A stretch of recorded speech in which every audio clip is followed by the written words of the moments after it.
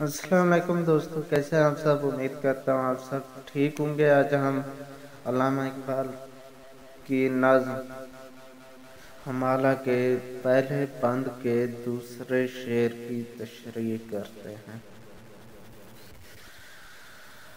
تشریح کرنے سے پہلے آپ سے گزارش ہے کہ ویڈیو کو لائک کریں، چینل کو سبسکرائب کریں اور بیل کا آئیکن دبانا نہ بھولیں۔ اپنے ویوز ضرور دیا کریں تاکہ بہتری آ سکے۔ بتایا کریں اچھے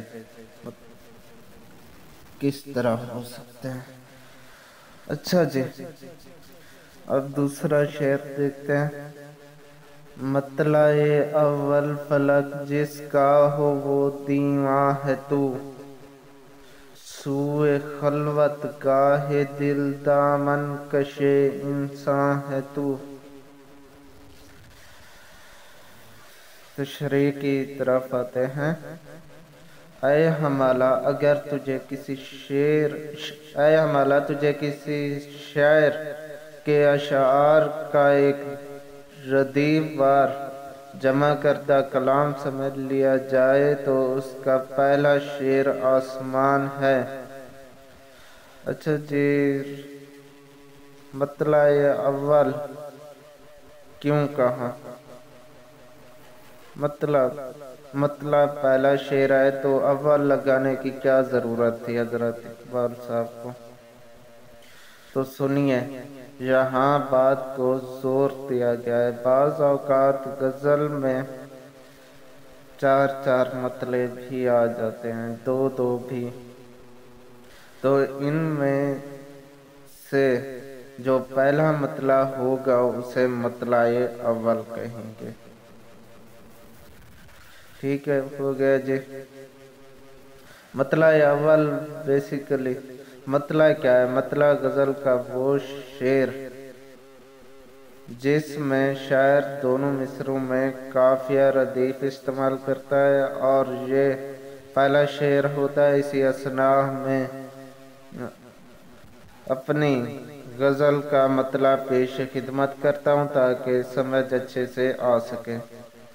نظر سے نظر کو ملا کر تو دیکھو، قیامت میرے دل میں ڈھا کر تو دیکھو۔ ملا اور ڈھا قافیہ ہے، کر تو دیکھو ردیف ہے، یعنی دونوں مصرعوں میں سے یہ مطلع ہوگا۔ اچھا جی، آسمان ہے مراد یہ کہہ رہا تھا کہ تو اس کا پہلا شعر آسمان ہے مراد ہے۔ اے ہمالہ تو آسمان تک بلند ہے یا تیرے بلندی کا اندازہ آسمان سے کیا جا سکتا ہے؟ اے ہمالہ تو انسان کے دامن کو دل کی تنہائی کی جگہ کی طرف کھینچنے والا ہے مراد ہے۔ تیرے رنگا رنگ قدرتی مناظر کو دیکھ کر آدمی کا دل دنیا سے بے خبر ہو کر قادر مطلق کی طرف راغب ہو جاتا ہے، یا اس کے دل میں ایک یکسوئی پیدا ہو جاتی ہے کہ وہ بخود گم ہو جاتا ہے۔ دوسرے شعر کی تشریح کی امید ہوگی آپ کو اچھے سے سمجھ آ گئی ہوگی۔ اب آپ سے اجازت چاہتا ہوں۔